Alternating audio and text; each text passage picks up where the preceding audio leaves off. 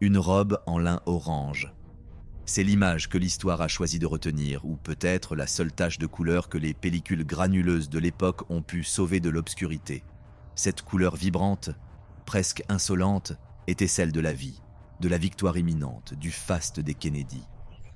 En quelques secondes, sous les néons blafards, elle s'est imprégnée du ton sombre, lourd et visqueux de la tragédie nationale. Minuit 15. Los Angeles étouffait sous une chaleur poisseuse. Dans les entrailles de l'hôtel Ambassador, l'air de la cuisine n'était qu'un mélange écœurant de vapeur de graisse, de sueur humaine et d'une euphorie politique qui frisait l'hystérie. Bobby venait de parler. Le monde lui appartenait. Puis le fracas. Ce n'étaient pas les pétards d'une célébration, mais des détonations sèches, chirurgicales, définitives. Un calibre 22 qui déchire le destin. Au milieu de ce chaos de cris gutturaux et de corps qui s'effondrent, une femme enceinte de 3 mois s'est agenouillée sur le ciment froid et sale. Elle ne hurlait pas, elle ne fuyait pas l'odeur de la poudre. Elle a simplement pris la main de son mari, a caressé ce front déjà souillé de sang et lui a murmuré des paroles de paix alors que la vie s'échappait par une plaie béante à la tête. Elle s'appelait Ethel. Cette nuit-là, tandis que les fondations de l'Amérique vacillaient, elle commençait à forger l'armure de fer qu'elle porterait pendant les 56 années suivantes. Un masque de résilience qui ne se fissurerait jamais devant les caméras. Bienvenue. Aujourd'hui, nous n'allons pas vous réciter une hagiographie polie. Nous allons disséquer la psyché d'une femme qui a défié le sort, une matriarche qui a marché sur les braises ardentes de la perte sans jamais laisser les flammes dévorer son sourire public. C'est l'histoire d'Ethel Kennedy, la femme qui a tenu une dynastie à bout de bras alors que tout s'effondrait autour d'elle. Avant de plonger dans les abysses de ce voyage entre pouvoir absolu, foi dévorante et douleur indicible, j'ai une question pour vous. Arrêtez tout. Allez dans les commentaires et définissez, en une phrase, ce que signifie pour vous la résilience. Est-ce une force innée ou simplement le refus obstiné de se briser face à l'insupportable ? Je lirai chacun de vos mots. Car pour comprendre pourquoi cette femme en robe orange ne s'est pas effondrée sur le carrelage de cette cuisine en 1968, il faut rembobiner la bande. Bien avant de devenir une Kennedy, bien avant que ce nom ne devienne le synonyme d'une malédiction grecque, Ethel savait déjà ce que signifiait vivre sur le fil du rasoir. Elle n'est pas née dans la royauté politique, mais elle a vu le jour dans un monde où l'intensité n'était pas une option mais une exigence vitale. Son histoire ne commence pas par un deuil mais par une compétition féroce, presque sauvage. Si vous pensiez que les Kennedy étaient intenses, c'est que vous n'avez jamais croisé la route des Skakel. Ethel Skakel voit le jour à Chicago en 1928 au sein d'une famille qui faisait passer les Kennedy pour des gens calmes et modérés. Son père, George Skakel, était un pur produit du rêve américain version brutale. Un magnat du charbon parti de rien, un homme qui avait bâti une fortune colossale à la force du poignet et du mépris pour ses concurrents. Mais chez les Skakel, l'argent n'était qu'un décor. Le vrai moteur, c'était le chaos. La tribu finit par s'installer à Greenwich, dans le Connecticut, au sein d'un manoir de 31 pièces. Une forteresse de pierre grise qui devint le théâtre d'une enfance sans limite, où la sauvagerie était la règle d'or. Avant de découvrir l'horreur qui se cachait derrière ces sourires de façade et comment cette éducation brutale a préparé Ethel au pire, rejoignez notre cercle pour ne rien manquer des secrets de la noblesse américaine.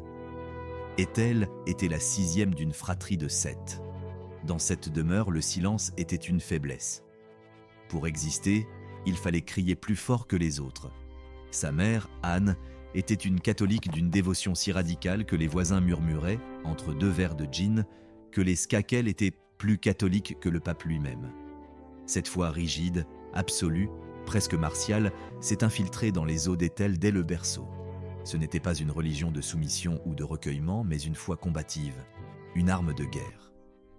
Les enfants Skakel étaient célèbres pour leur comportement de hors-la-loi. Ils ne connaissaient aucune règle. On les voyait piloter des bolides à des vitesses suicidaires sur les pelouses du domaine bien avant d'avoir l'âge légal. Ils se jetaient des toits pour tester leur courage. Des animaux exotiques erraient en liberté dans les couloirs du manoir. Ethel a grandi en intégrant une leçon brutale. La peur est une émotion réservée aux autres. Petite, mince, elle dégageait une énergie qui intimidait des hommes ayant 2 fois son âge. C'était une cavalière d'exception, capable de mater les étalons les plus indomptables par la seule force de sa volonté.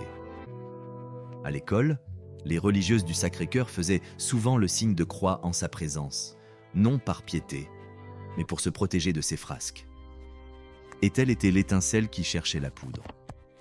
Sous ce vernis de fille de milliardaire excentrique, une structure d'acier se mettait en place. Elle avait appris très tôt qu'à la chasse comme dans l'existence, si l'on chute, on ne reste pas au sol à gémir sur son sort. On remonte en selle, le sang à la bouche s'il le faut. Mais ce qu'elle ignorait encore, c'est que le destin n'allait pas se contenter de la faire tomber. Il allait tenter de l'anéantir, se relever, secouer la poussière de sa jupe, remonter en selle avant que la bête ne flaire l'odeur acide de votre propre peur. C'était le dogme des Skakel, une religion de l'effort qui allait bientôt rencontrer son double parfait. Le destin possède cette ironie cruelle de tresser des fils qui semblent invisibles jusqu'à ce qu'ils vous étranglent. En 1945, Ethel franchit les portes du Manhattanville College, une institution du Sacré-Cœur où l'élite catholique rangeait ses filles pour en faire des épouses de fer. C'est là, entre les murs imprégnés d'encens et de discipline, qu'elle croisa le regard de Jean Kennedy. Les deux jeunes femmes devinrent inséparables, des reflets dans un miroir d'ambition. Jean vit en Ethel ce que le monde ignorait encore, une force brute, bruyante, compétitive, une créature façonnée par l'argent et le dogme, incapable de concevoir la défaite. La collision des deux clans était inscrite dans les astres. Ce fut Jean qui orchestra ce voyage au Canada, une expédition de ski dans les Laurentides qui allait dévier la trajectoire de l'histoire américaine. Au milieu de la neige aveuglante et d'un froid qui mordait les visages, Ethel posa ses yeux sur Robert Francis Kennedy, Bobby. Mais l'histoire occulte souvent un détail grinçant, une de ces humiliations que l'on enterre sous les sourires de façade. Bobby, ce cadet chétif, maladivement timide et dévoré par le sens du devoir, ne vit pas Ethel. Ses yeux ne cherchaient que Patricia, la sœur aînée d'Ethel. Pendant 2 longues années, Ethel dut s'infliger le spectacle du futur homme de sa vie courtisant sa propre sœur sous son nez. Imaginez la discipline psychologique de cette jeune femme. Elle n'interféra pas. Elle ne provoqua aucun scandale dans les salons feutrés du Connecticut. Elle attendit. Elle observa patiemment, drapée dans ce sourire carnassier et immense qui allait devenir son blason. Elle resta l'amie fidèle, la complice de jeu, la fille toujours prête pour un défi sportif, celle qui ne réclamait jamais l'attention que Patricia recevait sans effort. Elle laissa le temps faire son œuvre de sape. Finalement, la flamme entre Bobby et Patricia s'éteignit dans l'indifférence. Et là, surgissant des ombres de la patience, se tenait Ethel. Elle n'était pas un prix de consolation, elle était une force de la nature que Bobby, enfin lucide, reconnut comme son égal. Ils étaient les deux faces d'une même pièce de métal froid. Si John, l'aîné et futur président, était un dandy charismatique, poli jusqu'à l'abstraction et parfois glacial, Bobby était l'opposé, intense, moraliste, d'une brutalité parfois désarmante. Ethel était son miroir. Tous deux partageaient une dévotion fanatique pour leur foi et une vision binaire d'un monde scindé entre le bien et le mal, sans zone grise. Quand Bobby se tourna enfin vers elle, ce ne fut pas une romance, ce fut une fusion de 2 énergies identiques. Ethel n'aimait pas seulement Bobby, elle vénérait son langage de loyauté et de combat perpétuel. Leur mariage, célébré en juin 1950, fut un séisme social. La presse s'extasia sur l'union de ces 2 dynasties royales de l'Amérique catholique. Ethel remonta l'allée dans une robe de satin blanc radiant, un sourire victorieux aux lèvres, ignorant qu'elle signait ce jour-là un contrat avec l'histoire dont les clauses seraient écrites avec le sang de sa propre famille. Dès l'instant où elle prononça son serment, Ethel ne se contenta pas d'entrer dans le clan Kennedy. Elle le colonisa. Elle adopta leur accent traînant, leur rythme de vie frénétique et, plus que tout, leur obsession maladive pour la victoire. On disait d'elle qu'elle était plus Kennedy que les Kennedy eux-mêmes. La lune de miel à Hawaï ne fut qu'un bref entracte avant le début des hostilités. La mission était limpide, procréer et conquérir. Ethel aborda la maternité avec la même violence que son père mettait dans le commerce du charbon. Presque instantanément, elle tomba enceinte de sa première fille, Kathleen. Ce fut le premier acte d'une succession vertigineuse de naissances. Là où d'autres auraient revu une charge, Ethel voyait un devoir divin et une bénédiction stratégique. Dans une Amérique où les femmes commençaient à murmurer leur désir d'indépendance, elle embrassa son rôle de génitrice avec une férocité qui frisait le fanatisme. Mais ne vous y trompez pas, elle n'était pas la ménagère docile attendant le retour du guerrier avec le dîner prêt. Elle était son associé, son officier de liaison. Quand Bobby commença à traquer le crime organisé pour le Sénat puis pour la campagne de son frère, Ethel était sur le front. Elle n'était pas en marge. Elle organisait des levées de fonds brutales, elle humanisait ce Bobby que l'on jugeait alors trop sec, trop impitoyable. Avec ses rires tonitruants et sa progéniture qui s'agrandissait chaque année, elle offrait au monde l'image d'une chaleur accessible. Elle était la couleur nécessaire dans son univers de costumes gris et de dossiers criminels. Pourtant, personne ne les avait prévenus. Chez les Kennedy, le bonheur est une denrée périssable avec une date d'expiration gravée dans le marbre. Hickory Hill. Ce nom évoque aujourd'hui des jardins d'Éden et des après-midi d'été sans fin en Virginie. Pour ceux qui y vivaient, c'était un zoo, au sens propre comme au figuré. Cette demeure historique, rachetée à John et Jackie, devint le quartier général de leur tribu. Une tribu car la famille croissait à un rythme exponentiel. Ethel mit au monde 11 enfants. Visualisez le vacarme permanent, l'odeur de la jeunesse indisciplinée et la logistique de guerre nécessaire pour maintenir l'ordre dans ce chaos organisé. Mais sous le tumulte des jeux d'enfants, les murs de Hickory Hill commençaient déjà à transpirer l'angoisse des secrets d'État et des menaces de mort qui rôdaient dans les ombres du jardin. Mais Ethel ne se contentait pas de régner sur une armée d'enfants. Elle transforma Hickory Hill en une ménagerie surréaliste, une arche de Noé où l'absurde côtoyait le prestige. Chiens, chats, chevaux, poneys et même une otarie qui s'appropriait la piscine familiale. Les dignitaires étrangers et les sénateurs en costume 3 pièces, s'attendant à la retenue compassée des salons de Washington, se retrouvaient à slalomer entre des ballons de football, des chiens trempés et des enfants courant à demi nus dans les couloirs. Au centre de cet œil du cyclone, Ethel restait de marbre. Elle présidait ce capharnaüm avec un mélange troublant de négligence bénigne et d'amour féroce. Elle n'était pas une mère qui pensait les égratignures. Si vous tombiez, vous vous releviez seul. Si vous vous plaigniez, le silence était votre seule réponse. Elle avait injecté dans le sang de ses enfants cette même dureté brute apprise chez les Skakel. La compétition était l'oxygène de la maison.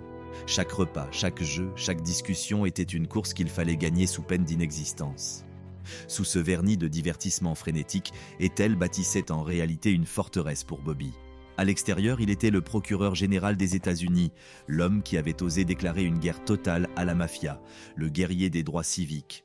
Il rentrait chaque soir avec le poids écrasant du monde sur ses épaules et les menaces de mort quotidiennes glissées dans son courrier. Hickory Hill était son seul sanctuaire, et Ethel veillait à ce que, dès le franchissement du seuil, la politique soit étouffée par le vacarme de la vie. Elle était son ancre de fer dans une mer d'intrigues. Mais les ancres, aussi lourdes soient-elles, ne peuvent rien contre une marée de sang. Et la première vague s'apprêtait à déferler non pas sur les pelouses de Virginie, mais sur une place inondée de soleil à Dallas. Le 22 novembre 1963, le téléphone déchira le calme relatif de Hickory Hill. Ce fut un appel bref, d'une froideur chirurgicale presque obscène. À l'autre bout du fil, J. Edgar Hoover. Le directeur du FBI, l'homme qui méprisait les frères Kennedy avec une haine viscérale, ne s'encombra ni de préambules ni de condoléances feintes. Il se contenta de jeter les mots comme des pierres. « On a tiré sur votre frère. » Ethel était là. Elle a vu l'homme le plus redouté de Washington, le procureur implacable, s'effondrer physiquement comme si on lui avait arraché la colonne vertébrale. Jack n'était pas seulement son frère ou son président. Il était sa boussole, la raison d'être de chaque combat, de chaque sacrifice. Sans Jack, Bobby n'était plus qu'un navire en perdition sur un océan de ténèbres. Pendant les mois qui suivirent, Hickory Hill changea de visage. Le chaos des enfants et des animaux persistait, mais une brume épaisse et glaciale s'était installée dans les pièces.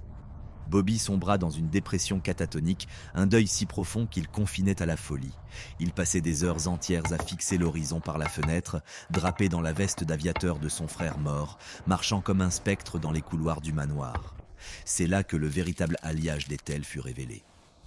N'importe quelle autre femme se serait brisée sous le poids d'une telle progéniture et d'un mari qui s'effaçait à vue d'œil. Pas elle.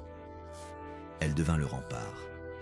Elle ne le pressa jamais de guérir, comprenant avec une intuition sauvage que Bobby devait descendre au plus profond de son propre enfer pour espérer en ressortir un jour. Elle maintint la machine domestique en marche, protégeant ses enfants de la noirceur de leur père, tout en restant à ses côtés, silencieuse mais indéboulonnable. Elle organisait les messes, entretenait la flamme d'une foi que Bobby commençait à maudire. Ethel savait que son rôle avait muté. Elle n'était plus la compagne d'aventure, elle était la gardienne du peu d'âme qu'il lui restait. Et peu à peu, sous cette pression constante, Bobby commença à émerger. Mais l'homme qui revint à la surface n'était plus le même. Le Bobby impitoyable était mort sur le bitume de Dallas. Celui qui renaissait était tragique, vulnérable, hanté par une humanité dévorante. Cette métamorphose fut radicale. La douleur l'avait poli comme une pierre. Il ne voyait plus la politique comme une gestion du pouvoir, mais comme une mission sacrée auprès des déshérités. Lorsqu'il décida de briguer un siège de sénateur à New York en 1964, Ethel fut, comme toujours, en première ligne. Mais cette campagne respirait une atmosphère différente, presque mystique.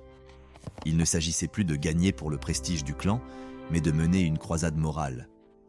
Ethel sentait que son mari courait après une rédemption que seul le sacrifice suprême pourrait peut-être lui offrir. Elle le regardait haranguer les foules avec une ferveur christique, ignorant que le destin jamais rassasié préparait déjà la prochaine embuscade. Ethel, portant à nouveau la vie en elle, se jeta dans les rues de New York avec une énergie qui frisait le défi mystique. Mais ce n'était plus la jeune héritière insouciante des années 50. Il y avait désormais dans son regard une gravité de plomb, une maturité forgée au fer rouge par le deuil national et les larmes d'une veuve qu'elle n'était pas encore, mais dont elle pressentait l'ombre. Dans les quartiers populaires, les foules ne voyèrent pas en elle la simple épouse d'un candidat ambitieux. Ils voyaient une survivante. Ils lisaient sur son visage la grammaire universelle de la perte. Ils voyagèrent là où les politiciens de salon n'osaient poser le pied. Ils descendirent dans la boue infecte du delta du Mississippi, s'enfoncèrent dans les réserves indiennes oubliées du monde et traversèrent les ghettos urbains en flammes où l'odeur du pneu brûlé servait de parfum d'ambiance. Ethel ne restait jamais à l'abri derrière les vitres blindées. Elle descendait dans la fange. Une anecdote cristallise cette époque. En 1966, en pleine suffocation de l'apartheid en Afrique du Sud, Bobby prononça un discours historique à l'Université du Cap. Mais c'était elle qui, dans les moments de tension électrique où l'air semblait prêt à s'enflammer, brisa la glace avec une franchise désarmante. Alors que la sécurité transpirait de terreur face à une foule compacte et imprévisible, elle souriait, elle tendait la main, elle refusait de laisser la peur dicter ses mouvements. Elle était devenue le canal de Bobby vers la réalité tangible.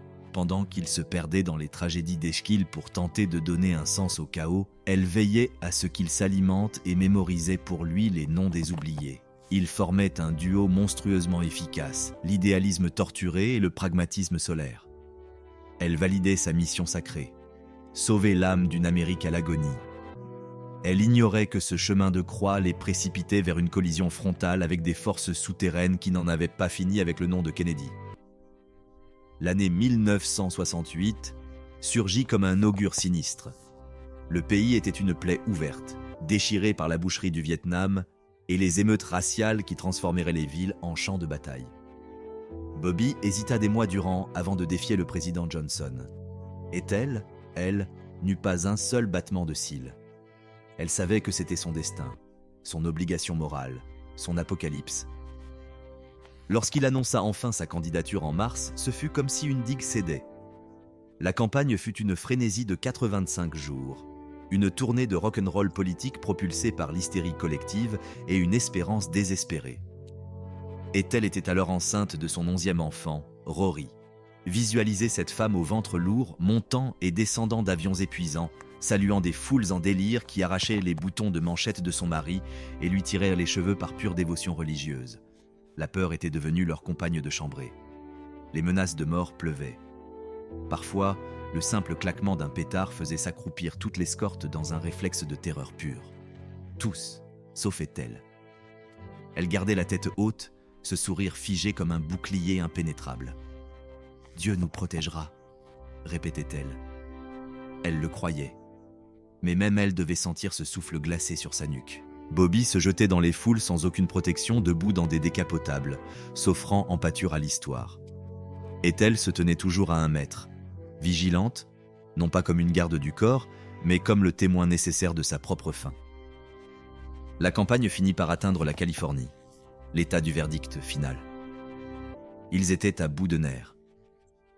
Bobby ne dormait plus, consumé par le feu de ses propres mots. Ethel était son roc de granit.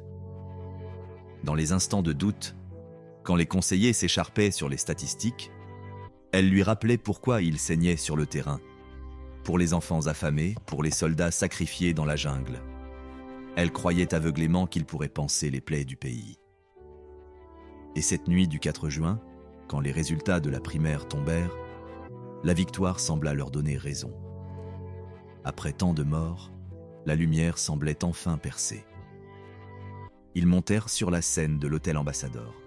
Ethel, dans sa robe orange et blanche, irradiait une force presque surnaturelle. Bobby lança ses derniers mots publics. « Et maintenant, en route pour Chicago, et gagnons là-bas !» Ils quittèrent l'estrade sous un tonnerre d'applaudissements qui masquait le bruit du destin. Pour gagner du temps, ils s'engouffrèrent dans les cuisines de l'hôtel, un raccourci improvisé. Bobby marchait en tête, serrant les mains calleuses des cuisiniers, des plongeurs, de ces gens invisibles qu'il était le seul à regarder dans les yeux. Ethel prit quelques secondes de retard, retenue par un partisan. C'est cette infime distance, ce battement de cœur de trop, qui l'empêcha de voir l'arme. Sirhan surgit du néant. Un homme insignifiant armé d'un revolver de calibre 22. Il fit feu 8 fois. Dans cet espace confiné, le bruit fut celui de lourds coups de marteau frappant sur une enclume de chair. Ethel ne vit pas Bobby s'effondrer. Elle ne vit que le tourbillon de corps, entendit les hurlements réclamant un médecin et lut la terreur absolue dans les yeux de ceux qui l'entouraient. Elle fendit la foule avec une puissance physique qu'elle ne soupçonnait pas. Elle devait l'atteindre. Elle devait le reprendre à la mort. Les gardes du corps, ces colosses de muscles et de certitude, tentèrent de s'interposer, de lui épargner la vision d'un destin qui s'éteignait sous les néons. Ils voulaient la protéger du spectacle de l'horreur, mais Ethel était devenue un fleuve en crue. Rien, ni la force des hommes, ni la terreur ambiante ne pouvaient l'arrêter. Elle s'effrayait un chemin à travers la meute humaine jusqu'à lui. Bobby gisait là, sur le ciment poisseux de la cuisine, parmi les détritus et les flaques d'huile de friture. Ses yeux étaient ouverts, fixes, déjà vitreux, reflets d'une âme qui cherchait la sortie. Quelqu'un, dans un geste de piété désespéré, avait glissé un chapelet entre ses doigts inertes. Un jeune aide-serveur, Juan Romero, dont les mains tremblaient, soutenait sa tête ensanglantée. Ethel s'est agenouillée. Le vacarme s'est tu. Il n'y avait plus d'hystérie, plus de cris, plus d'histoire politique en jeu. Le temps s'est contracté dans une bulle de silence absolu où seuls ces deux êtres existaient encore. Elle a approché son visage du sien, ignorant l'odeur métallique du sang qui inondait le sol. Bobby, luttant contre les ténèbres qui l'envahissaient, a articulé une seule question, la marque indélébile de son instinct protecteur. Est-ce que tout le monde va bien ? Même aux portes de l'agonie, il se voulait le bouclier des siens. Ethel lui a murmuré à l'oreille « Oui, oui, tout va bien se passer ». C'était un mensonge magnifique et dévastateur. Elle voyait la source de vie jaillir de derrière son oreille. Elle comprenait que le rideau tombait. Mais son devoir, à cet instant précis, n'était pas de pleurer. C'était d'être le dernier visage qu'il verrait, une vision d'amour inconditionnel au milieu du carnage. Elle était restée là, lui caressant les cheveux avec une douceur infinie, créant une enclave de paix dans l'antichambre de l'enfer, jusqu'à ce que les brancardiers ne l'arrachent à ses bras. Les 26 heures qui suivirent furent une veillée funèbre, lente et chirurgicale, au Good Samaritan Hospital. Ethel ne quitta pas son chevet, telle une sentinelle de l'impossible. Dans les couloirs stériles, les chirurgiens s'acharnaient sur des tissus cérébraux ravagés, tentant de recoudre le futur de l'Amérique. La famille s'est rassemblée, une procession de visages blafards. Jackie Kennedy est arrivée, enveloppée dans son propre traumatisme vieux de 5 ans, mais cette fois-ci, elle n'était que le témoin de l'abîme d'une autre.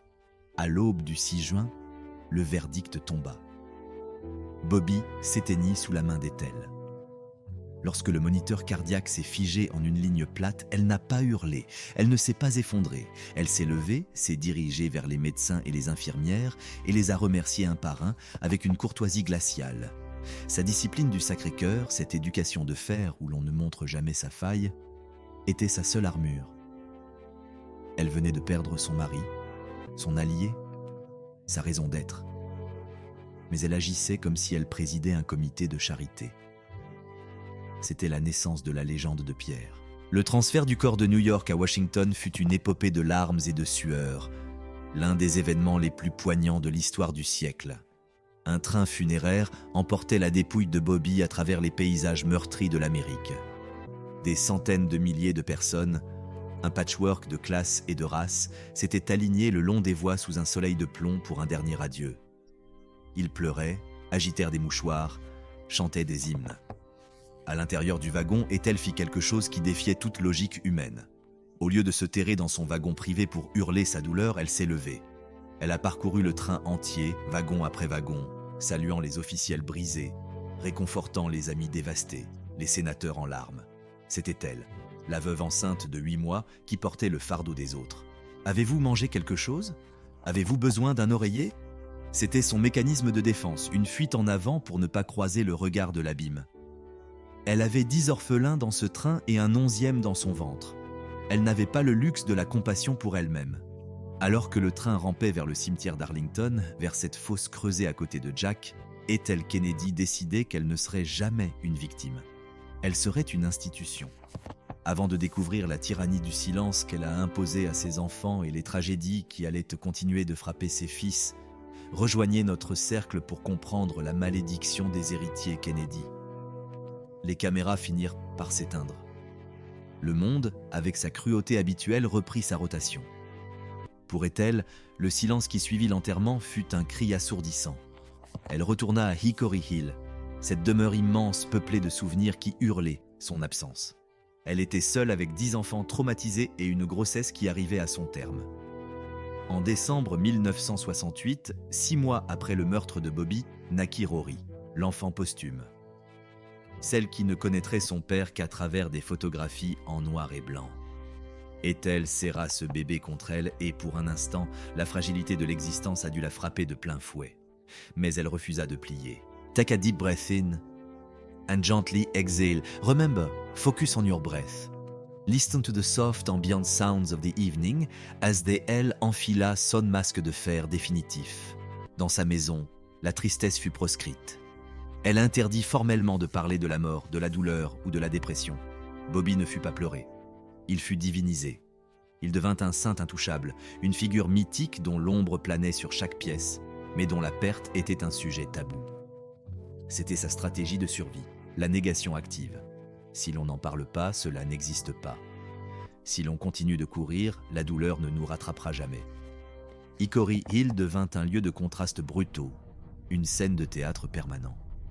À l'extérieur, c'était le théâtre des fêtes de bienfaisance, des tournois de tennis mondains et des dîners avec l'élite de Washington où Ethel jouait la veuve joyeuse, le sourire vissé aux lèvres. Mais derrière les rideaux de velours, sous ce vernis de perfection, la tension montait comme une vapeur toxique. Les enfants Kennedy, élevés dans l'interdiction de souffrir, commençaient déjà à craquer sous le poids d'un héritage qu'ils n'avaient pas les épaules de porteurs. Les enfants, orphelins de père et otages d'une mère dont l'accessibilité émotionnelle était un luxe qu'elle ne s'accordait pas, commencèrent à dérailler avec une régularité de métronome. Ethel, submergée par la gestion d'un empire de douleur, confondait la discipline avec un amour de fer, une version déformée de la vertu chrétienne où l'on forge les âmes par le mépris de la faiblesse. Elle délégua l'éducation à une armée de gouvernantes et de personnel domestique, incapables de gérer seuls l'immensité des besoins psychologiques de 11 êtres dévastés. La matriarche parfaite, celle qui souriait aux photographes de Life Magazine, commençait à se fissurer de l'intérieur. Mais dans les salons feutrés de Washington, personne n'avait le droit de voir le sang sur le tapis. Les murs de Hickory Hill gardèrent leur secret avec une loyauté de tombeau. La décennie 1970 fut pour elle une épreuve de feu, un marathon de l'activisme mondial. Elle fonda le centre Robert F. Kennedy pour la justice et les droits de l'homme, se transformant en une missionnaire infatigable des causes de son mari. Elle parcourait le globe, serrait des mains ensanglantées par la dictature, défendait les opprimés avec une ferveur qui frisait l'obsession. Elle était l'ombre vivante de Bobby. Pourtant, pendant qu'elle sauvait le monde, ses propres fils livraient des batailles perdues d'avance dans les couloirs vides du manoir. Sans la main ferme et admirée du père, la rébellion des jeunes Kennedy Skakel vira au carnage social. La drogue, l'alcool et une conduite automobile suicidaire devinrent leur seule manière d'exister. David Kennedy, le quatrième fils, fut l'agneau sacrificiel de cette époque. Enfant, il avait regardé l'assassinat de son père en direct sur l'écran d'une chambre d'hôtel, seul face à la mort cathodique. Ce traumatisme n'avait jamais été soigné, seulement enfoui sous des couches de luxe et de silence. David sombra dans une addiction à l'héroïne d'une noirceur absolue. Ethel, avec sa vision binaire d'un monde scindé entre les forts et les lâches, était incapable de comprendre la maladie de son fils. Pour elle, la défaillance était un choix moral, une insulte à la mémoire du père. Elle fit preuve d'une cruauté involontaire, une violence faite de rejet et d'exil forcé dans des internats de redressement. Elle pensait réparer une âme brisée par la discipline alors qu'il ne réclamait qu'une étreinte. Il est facile de juger cette femme depuis le confort de la distance historique. Il est aisé de la peindre en mère négligente ou en monstre de froideur. Mais imaginez une veuve de martyr national, traquée par les objectifs, tentant de tenir debout 11 enfants dans une ère où la psychothérapie était encore considérée comme une honte pour les puissants. Ethel faisait ce qu'elle avait appris, serrer les dents et prier jusqu'à ce que les articulations blanchissent. Elle croyait qu'en maintenant la façade d'une famille parfaite, le mensonge finirait par devenir vérité. Mais la réalité possède des dents acérées, et les blessures infectées finissent toujours par empoisonner le sang. Malgré les tempêtes domestiques, la statue publique d'Ethel ne cessait de croître. Elle refusa catégoriquement de se remarier. Les rumeurs allaient bon train, citant des hommes de pouvoir, des amis influents ou le chanteur Andy Williams qui gravitait autour de sa lumière noire. Mais pour Ethel, la porte était verrouillée de l'intérieur. « Personne ne pourra jamais égaler Bobby », répétait-elle comme une litanie. Elle n'était pas seulement sa veuve, elle était son héritière, la gardienne féroce d'un temple sacré. Tout journaliste ou biographe tentant d'égratigner le mythe se heurtait à sa rage de lionne. Elle ne protégeait pas un homme, elle protégeait un dieu. Around you. Son activisme n'était pas une mondanité. Ethel marchait dans la poussière aux côtés de César Chavez et des ouvriers agricoles, poursuivant la croisade là où Bobby l'avait laissée. Elle défiait les dictateurs étrangers et les présidents en exercice avec l'arrogance tranquille de celle qui n'a plus rien à perdre. Elle utilisait son statut de veuve intouchable comme une lame. Qui oserait critiquer la sainte du clan Kennedy ? Elle organisait des enchères de célébrités à Hickory Hill où un simple set de tennis avec elle rapportait des milliers de dollars pour les droits de l'homme. Elle était cette force de la nature capable de charmer un milliardaire en une seconde et de hurler des ordres de général de brigade à ses enfants la seconde suivante. Cette dualité était son essence même. Elle pouvait être d'une chaleur irradiante pour un ami en disgrâce, tout en restant d'une froideur polaire envers sa propre progéniture, lorsqu'elle ne parvenait pas à atteindre les sommets impossibles exigés par leur nom. Elle vivait dans cette contradiction permanente, prêchant la compassion universelle tout en étant incapable d'offrir la moindre once de pitié dans l'intimité de son foyer. C'était le paradoxe d'Ethel. Elle aimait l'humanité, mais elle ne savait pas comment aimer les humains qu'elle avait mis au monde. Les années 1980 apportèrent la première grande fracture que le secret ne put étouffer. En 1984, le cauchemar qu'Ethel avait tenté de maintenir à distance par la seule force de sa volonté finit par se matérialiser.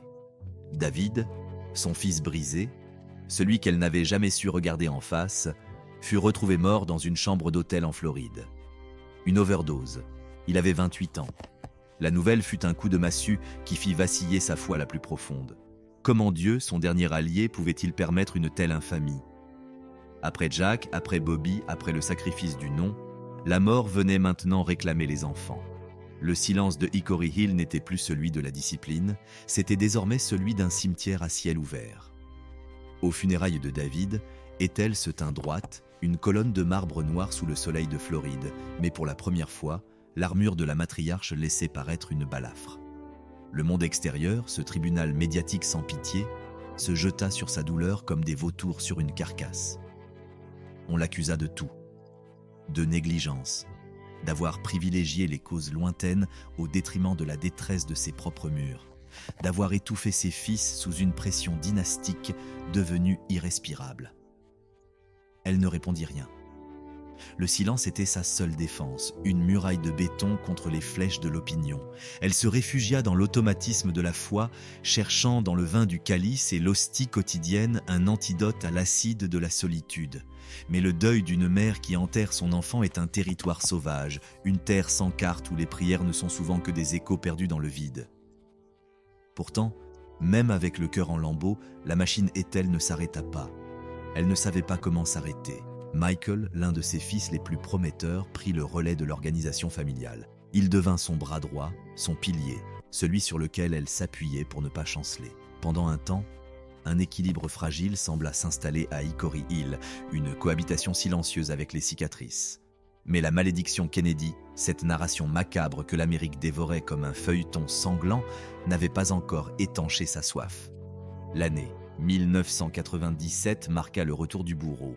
À Aspen, dans l'éclat aveuglant de la neige, le clan se livrait à l'un de ces jeux de hasard qu'ils affectionnaient tant, un match de football américain sur ski. Une imprudence typique de cette lignée qui se croyait invincible. Michael percuta un arbre de plein fouet. Le choc fut sec, définitif. Ethel était là. Elle vit le corps disloqué de son fils sur le tapis blanc. Une nouvelle fois, le sang tachait la pureté du décor. On peut se demander combien de pertes un cœur humain peut supporter avant de se pétrifier totalement ou d'exploser. Ethel Kennedy, elle, choisit de devenir un monument de résilience, une femme que la mort n'impressionnait plus. Avant de découvrir comment cette femme a survécu à l'ombre de ses propres fantômes et quels secrets elle emporta avec elle dans les vents de Yannisport, rejoignez notre cercle pour comprendre le prix du sang chez les puissants. À l'aube du nouveau millénaire, Ethel n'était plus seulement une femme, elle était une relique vivante, le dernier vestige d'une ère de faste et de tragédie. Hickory Hill, la demeure des 11 enfants, la maison des cris et des otaries, fut vendue. Elle était devenue trop vaste, trop peuplée de spectres qui murmuraient la nuit dans les couloirs vides. Elle retourna là où tout avait commencé, Yannisport, à Cape Cod. Là-bas, face à l'océan, elle aurait pu s'effacer, se laisser glisser vers l'oubli et la contemplation amère. Mais l'inaction était pour elle une forme de mort, elle resta une présence électrique, on la voyait dans les documentaires, aux premières des galas, soutenant avec une poigne de fer ses petits-enfants qui tentaient de s'aventurer dans l'arène politique. Elle devint la grande matriarche, l'oracle que l'on consultait, non pas pour sa sagesse, mais pour toucher un morceau d'histoire. Sa relation avec ses enfants survivants, Kerry, Kathleen, Bobby Jr. se transforma. Le temps, ce grand lisseur de tourmentes, permit aux vieilles plaies de cicatriser, laissant derrière elles des marques épaisses mais stables. Ils apprirent à vivre sous sa lumière, une lumière parfois aveuglante mais protectrice. Il existe une image de ces dernières années qui définit son essence profonde. Est-elle octogénaire, à la barre de son voilier, les cheveux fouettés par les embruns et ce sourire carnassier, incombustible, bravant la mer, malgré la perte de ses parents, dans un crash aérien de son frère, dans un autre, malgré l'assassinat de son beau-frère et de son époux, malgré les tombes précoces de 2 de ses fils, elle ne craignait pas la vie. La vie est pour les vivants, semblait-elle hurler contre le vent. Ce n'était pas un déni du passé, mais une affirmation féroce, presque sauvage du présent. Elle n'était pas la victime de son récit, elle en était la capitaine naviguant à travers une tempête qui dura un demi-siècle. En avançant dans le 21e siècle, elle devint un pont de chair et de souvenirs entre les générations. Pour ses petits-enfants, elle n'était pas l'icône des livres de classe, mais une grand-mère excentrique, capable d'organiser des courses en sac dans le jardin avant de les massacrer lors d'un débat politique au dîner. Sa propre fille, Rory, tourna un documentaire sur elle intitulé sobrement Ethel. Ce fut une mise à nu brutale. Pour la première fois, la matriarche s'asseyait face à l'objectif pour parler d'elle-même. Le public découvrit alors une Ethel insoupçonnée. Vulnérable mais fuyante. Dès que la caméra s'approchait trop près des zones d'ombre, elle détournait le regard ou brisait la tension par une pirouette ironique. L'introspection n'est pas mon truc, disait-elle. Et c'était là son secret. Dans un monde obsédé par l'analyse du trauma, Ethel Kennedy avait choisi l'action pure. Elle ne s'arrêtait jamais pour lécher ses blessures, car elle savait qu'en s'arrêtant, elle risquait de ne jamais pouvoir repartir. Son activisme continua d'évoluer, devenant plus radical, plus global, comme si elle tentait de racheter par ses actes chaque seconde de silence qu'elle avait imposée à sa propre famille. Elle ne se contentait plus des fantômes de 1968 ou des combats d'hier à l'aube d'un siècle qu'elle n'aurait jamais dû voir, et Ethel Kennedy s'est emparée des colères modernes. Le changement climatique, le contrôle des armes à feu, les plaies béantes d'une Amérique qui s'entretue dans ses salles de classe. La voir marcher, la silhouette désormais courbée par le poids des décennies, mais le regard toujours chargé de ce défi insoumis était un spectacle de pure volonté. Elle avançait aux côtés d'étudiants qui n'étaient pas nés lors de la chute de Bobby, unissant son souffle haulleur contre la fatalité des fusillades. Elle, qui avait senti la chaleur du sang de son mari sur ses mains, refusait d'accepter que la violence soit le code génétique inévitable de son pays. Sa voix, devenue un fil de soie fragile, conservait l'autorité sismique de celle qui a payé le prix du sang au centime près, mais la vie, dans son cycle imperturbable et souvent sadique, lui réservait une ultime épreuve de force, un dernier affront à sa légende. En 2020, alors que le monde s'arrêtait sous le poids d'une pandémie, la tragédie, ce vieux compagnon de route, frappait à nouveau les Kennedy. Sa petite fille Maeve et son arrière-petit-fils Gideon, un enfant de seulement 8 ans, disparaissaient dans les eaux glacées de la baie de Chesapeake. Une sortie en canoë, un courant traître et le silence de l'eau. On retrouva leur corps plusieurs jours plus tard. Maeve était l'héritière morale d'Ethel. Elle possédait son feu, son arrogance face au danger, son énergie dévastatrice. Perdre cette lignée fut un coup d'une violence inouïe, le genre de choc qui réduit en cendres les esprits les plus nobles. Pourtant, Ethel résista encore. À plus de 90 ans, elle dut reprendre son rôle de consolatrice, tenant la main de sa fille Kathleen, la mère de Maeve, répétant les gestes et les prières d'un deuil qu'elle connaissait par cœur. C'était un rappel brutal que pour les Kennedy, le bonheur n'est qu'une trêve entre deux oraisons funèbres. Dans sa déclaration officielle, elle cita les Écritures, parlant d'un amour qui transcende les abysses de la mort. Aucune amertume ne filtrait, seulement une acceptation granitique des mystères d'un Dieu qu'elle n'avait jamais cessé de servir, même lorsqu'il la frappait. Cette capacité surnaturelle à absorber le poison du chagrin pour le transformer en une forme de compassion active est le trait le plus terrifiant et le plus admirable de son existence. Elle ne s'est pas muée en une vieille femme cynique recluse dans une tour d'ivoire. Jusqu'au bout, elle a répondu aux courriers des inconnus, a reçu les visites des puissants et des égarés, s'intéressant au monde comme si elle allait le diriger encore un siècle. Dans ces dernières années, les fils de sa mémoire commencèrent à s'effilocher. Les visages du passé se brouillaient dans une brume de nacre, mais son essence demeurait. Le sourire était là, intact, une arme de dissuasion massive contre la tristesse. Elle était comme un phare antique. La structure était rongée par le sel et les tempêtes, mais la lanterne continuait d'émettre son signal parce que c'était sa seule fonction, briller, coûte que coûte, dans l'obscurité des autres. Le dénouement survint en octobre 2024. Ethel Kennedy s'est éteinte à l'âge de 96 ans. Ce ne fut pas une fin tragique, pas de détonation, pas d'accident spectaculaire, mais le retrait naturel d'une vie pressée jusqu'à la dernière goutte de sa substance. Elle est morte entourée des siens, dans un calme qu'elle avait passé sa vie à fuir après avoir survécu à presque tous les acteurs du grand théâtre de sa génération. La nouvelle de sa disparition a parcouru la planète non pas comme un choc, mais comme la fermeture d'un chapitre monumental. Les hommages ont déferlé de chaque capitale, célébrant la guerrière de l'ombre, la femme à la robe orange.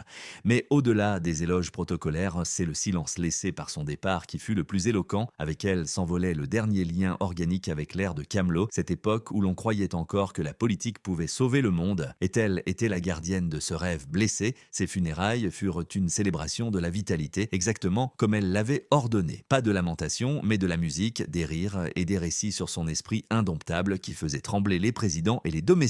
Elle fut enterrée à côté de Bobby au cimetière national d'Arlington, enfin, après 56 ans de patience. Après plus d'un demi-siècle de solitude habitée, le couple était réuni sous l'herbe verte de la Virginie. La femme qui n'avait jamais cessé de sourire pouvait enfin fermer les yeux, mais son histoire ne s'arrête pas à cette dalle de marbre. Elle palpite dans les veines des dizaines d'enfants, de petits-enfants et d'arrière-petits-enfants qui portent son sang et son exigence. Elle vit dans chaque militant qui refuse de baisser les bras devant l'injustice. Elle vit dans chaque être humain qui décide de se relever après une chute que tout le monde croyait fatale. En regardant ce parcours, que reste-t-il réellement d'Ethel Kennedy?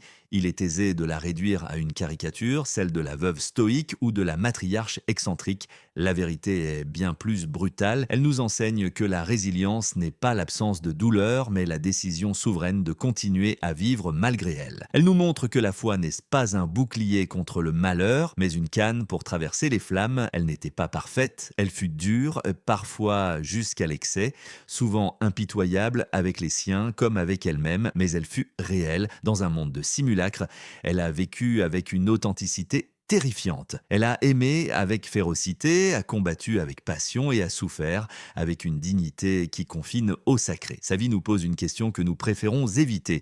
Que ferions-nous si nous perdions tout en un instant ?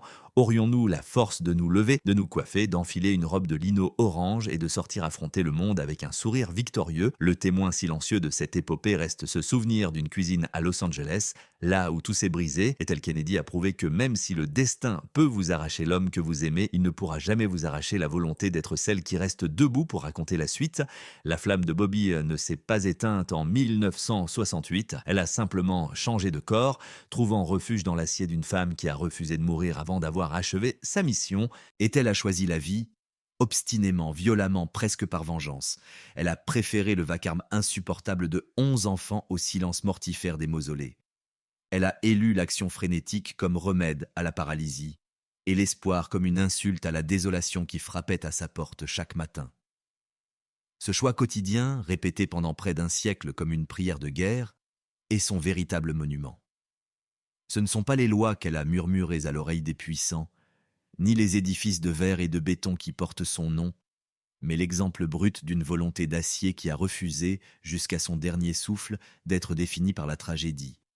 Elle n'était pas l'ombre portée d'un mari martyr. Elle n'était pas la veuve Kennedy, elle était Ethel, et c'était bien plus qu'assez pour faire trembler la terre. Nous arrivons au terme de cette immersion. Nous avons traversé un siècle de fer et de satin, à travers les pupilles d'une femme qui a contemplé le meilleur de la noblesse humaine et le pire de sa fange. Des fêtes sauvages et décadentes des années 40 aux couloirs empoisonnés du pouvoir à Washington. Du sol visqueux de cette cuisine maudite à Los Angeles au pont immaculé d'un voilier à Cape Cod.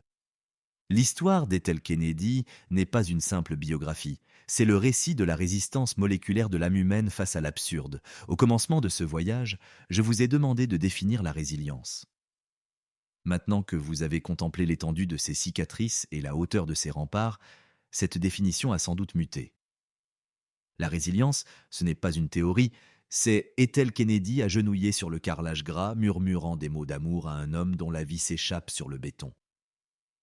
La résilience, c'est cette même femme montant dans un train funéraire pour panser les plaies des autres, alors que son propre corps porte un 11e enfant déjà condamné à l'absence. La résilience, c'était-elle riant à gorge déployée à 96 ans, le visage offert aux embruns de l'Atlantique, sachant qu'elle a gagné la partie pour la simple et unique raison qu'elle a osé ne pas mourir de chagrin.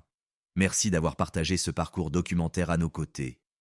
Les trajectoires comme celle d'Ethel sont là pour nous asséner une vérité dérangeante. Si nous ne pouvons pas contrôler les coups de massue que le destin nous inflige, nous gardons la souveraineté absolue sur notre réponse. Elle a répondu par un sourire de défi qui a tenu la mort en respect pendant plus de 50 ans.